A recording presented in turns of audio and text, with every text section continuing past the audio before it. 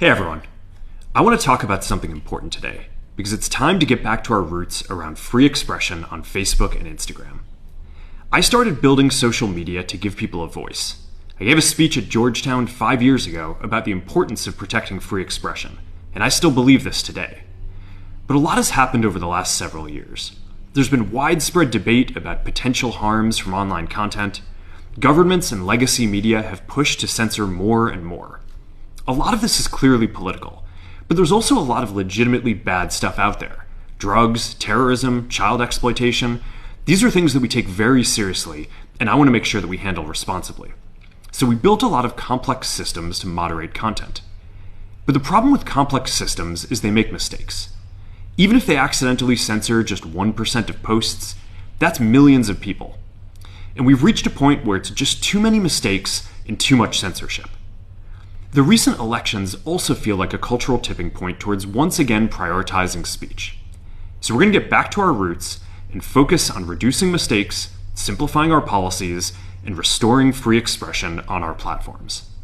More specifically, here's what we're going to do. First, we're going to get rid of fact checkers and replace them with community notes similar to X, starting in the US.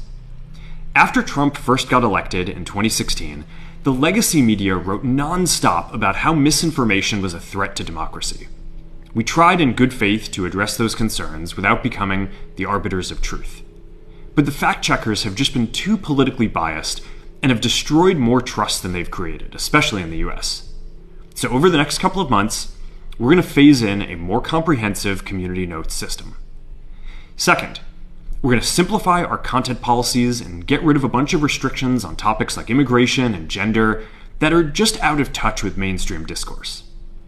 What started as a movement to be more inclusive has increasingly been used to shut down opinions and shut out people with different ideas, and it's gone too far.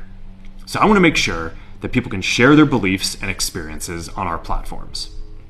Third, we're changing how we enforce our policies to reduce the mistakes that account for the vast majority of censorship on our platforms. We used to have filters that scanned for any policy violation.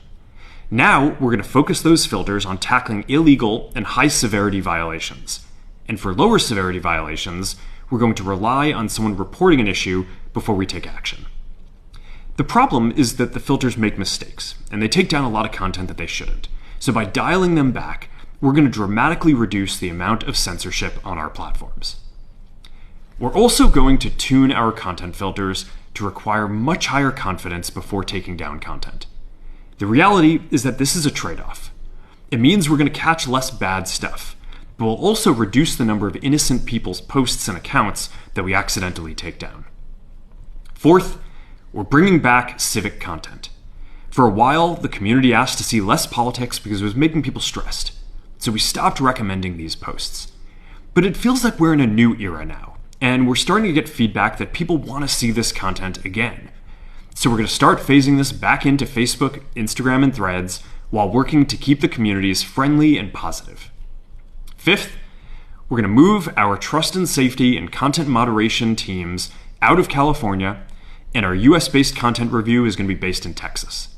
As we work to promote free expression, I think that it will help us build trust to do this work in places where there is less concern about the bias of our teams.